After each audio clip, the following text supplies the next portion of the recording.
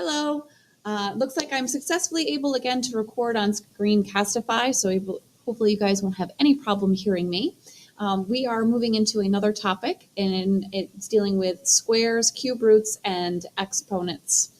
We need to first start with what are exponents and squares and all that. So we're going to jump right into the definitions.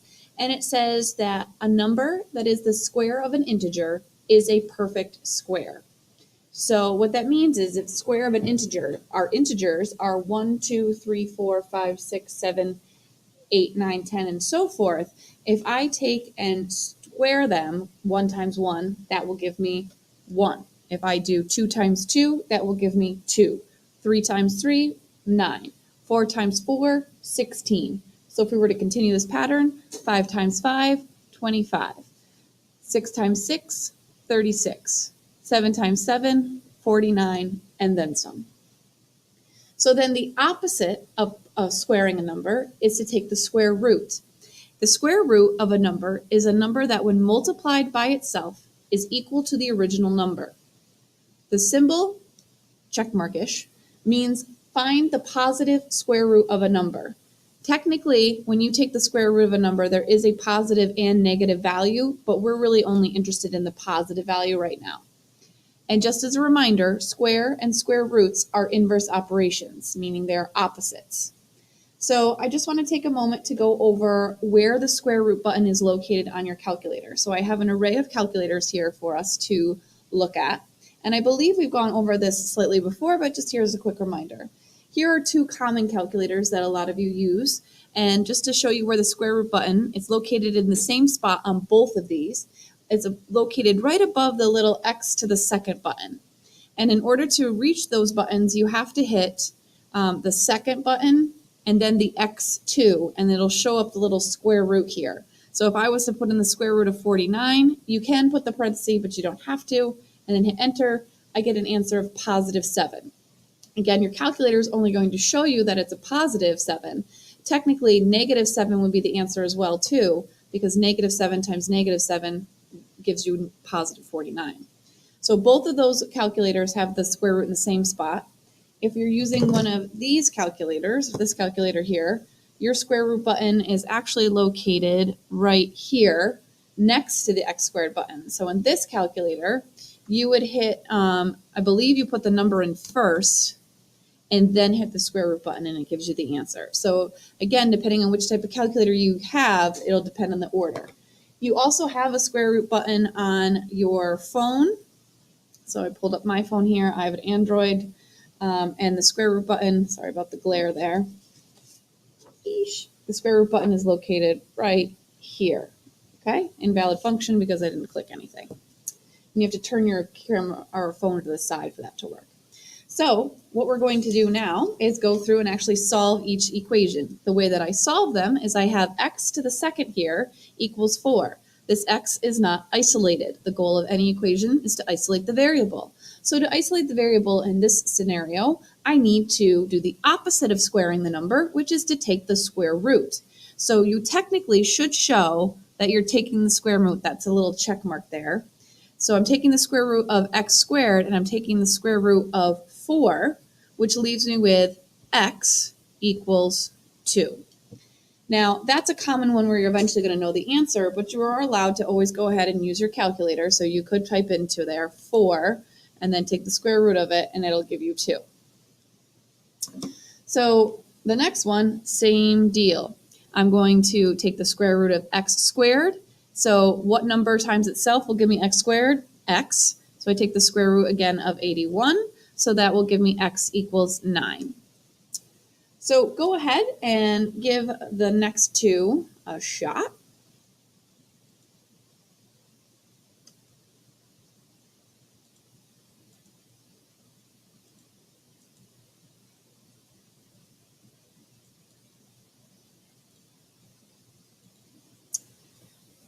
Now again, technically your answer is positive or negative 2. So just that you guys see that, but again, we're really only interested in the 2. Your answer is positive or negative 9. That's how you can write both of them. Positive or negative 7, positive or negative 4. And again, it is important. I know it seems silly, but you do have to show that you're taking the square root of x squared as well as the 16 in order to show that those two sides are equivalent. The next two, you can also take the square root of a fraction, and you can also take the square root of a non-integer. So there's your same thing here. I have a squared, so to undo that a squared, I'm going to take the square root of it. So I would take the square root of 64 and take the square root of 81 each separately. So you could put this into your calculator, but really you're just taking the square root of 64, which will equal 8, and then you're taking separately the square root of 81, which will equal 9. So your answer is just 8/9. So for f, I'm going to take the square root of y squared and the square root of 4/9, so that'll give me y equals 2/3. Okay, moving on. The next one here states, sorry about that, this is the one downfall of using this. It says a company makes small custom design stamps that have a square image area.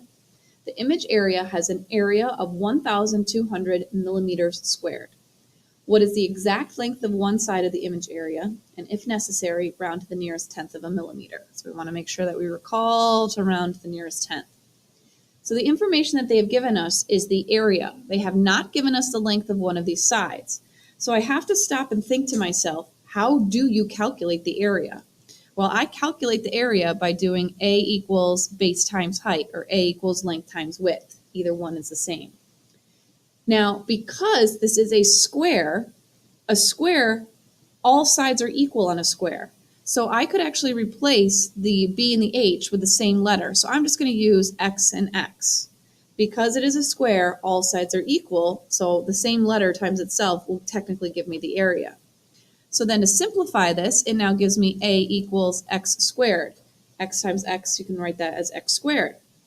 So now, to get X alone, to isolate the variable, I would do exactly what I did above, which is to take the square root of both sides. So if I now know that the area is 1,200,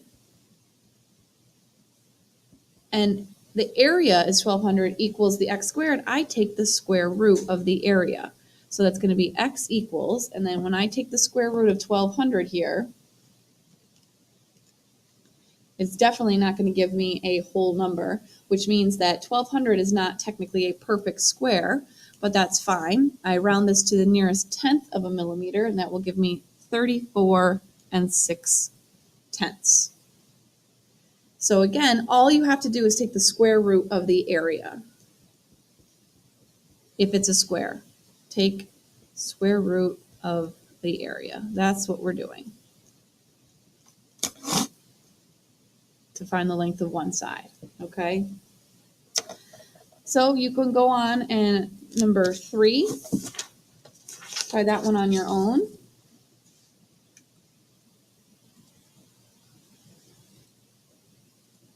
Okay, so in this one again, they're giving you a square. They're telling you it's a square painting. They're telling you what the area is, the length of one side. You just take the square root of both sides. That will give you the length of one side.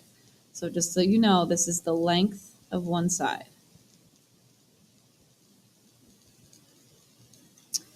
So now we move on to cube roots and perfect cubes, which is very similar to perfect squares, except for instead of dealing with the number 2, the number 3 is going to pop up.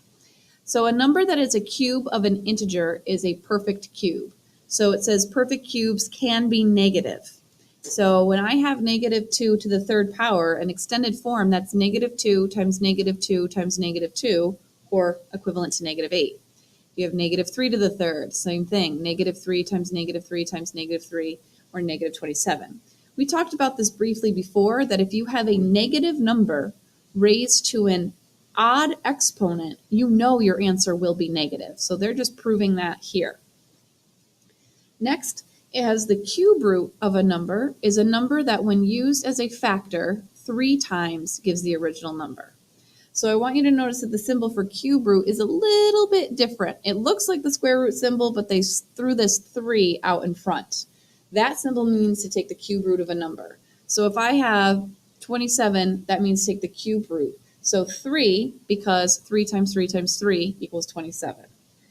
They are showing you here, though, that the cube root of 27 will not be positive and negative 27, because if you were to take the cube root of negative 27, you actually get negative 3, because negative 3 times negative 3 equals positive 9, and positive 9 times negative 3 gives you negative 27.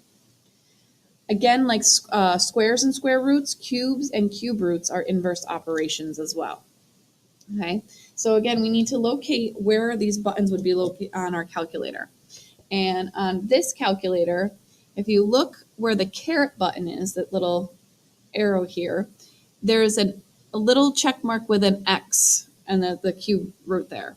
So it doesn't say necessarily the cube root, it just says whatever root we want to take, because we can take higher than the cube root. So on this one, let me just go through again.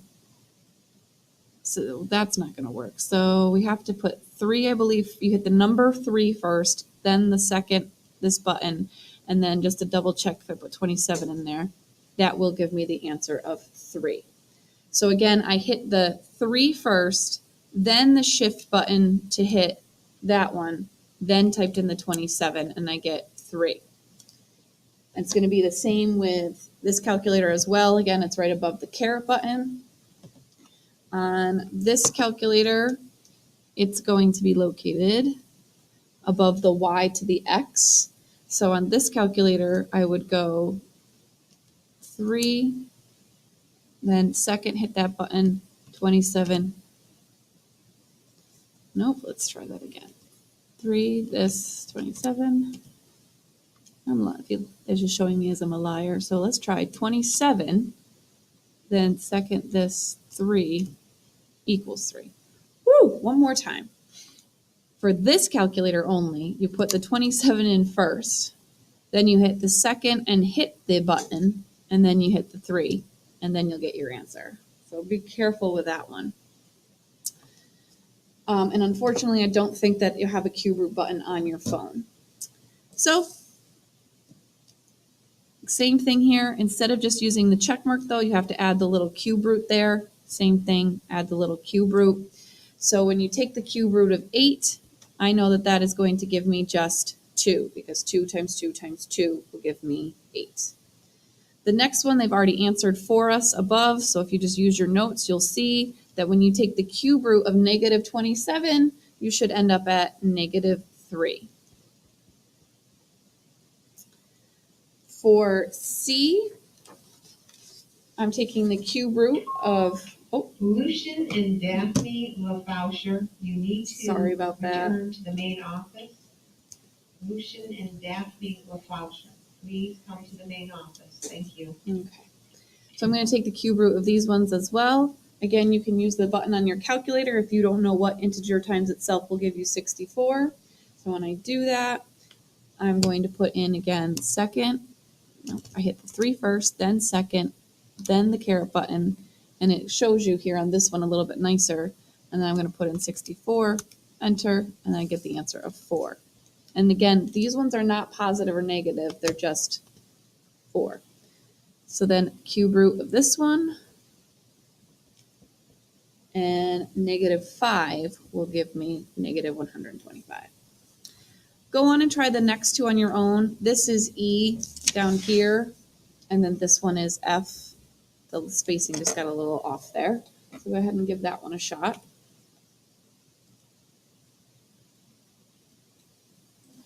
Okay, and so I have W equals 2/7 and Y equals 1/10. I'm taking the cube root of both sides, taking the cube root of the numerator and the denominators each separately. All right, we're almost there. Number 5 says that a mailing carton in the shape of a cube has a volume of 684 cubic inches. What is the length of one side of the carton to the nearest tenth of an inch? So on this one, they're talking about a cube this time, a perfect cube. And so for it to be a cube, all the sides have to be the same. The length, the width, and the height all need to be equivalent. So if we know what the volume is of a cube, we're just going to take the cube root of the volume. So if we know the volume is 684 cubic inches, which I can write as inches to the third, To make that just inches, I have to take the cube root of 684. So if I take the cube root of 684, that is going to equal 8 8/10 of an inch. Now that will only work when it is a cube. It will not work with any other type of prism. It has to have all sides be exactly the same. And then example 6 says, what error was made in solving this equation? Well, when I take a look at it here, I see, okay, to get the x by itself, if I've got x to the third, I do need to take the cube root because that's the inverse operation. So I go ahead and I start with that. And that looks like what they did on the second step. But then they're telling me that the answer is a positive or negative 4. And be careful because this can only equal 4. It can only equal positive 4. Because if you said negative 4, that's negative 4 times negative 4 times negative 4. That's going to give you a positive 16 times negative 4, which gives you a negative 64, which is not equal to our original statement. So you have to be careful there. The x can only be positive in that question when you're taking a cube root. All right, we will see you guys tomorrow. If you have any questions, please be sure to ask me. Have a great night.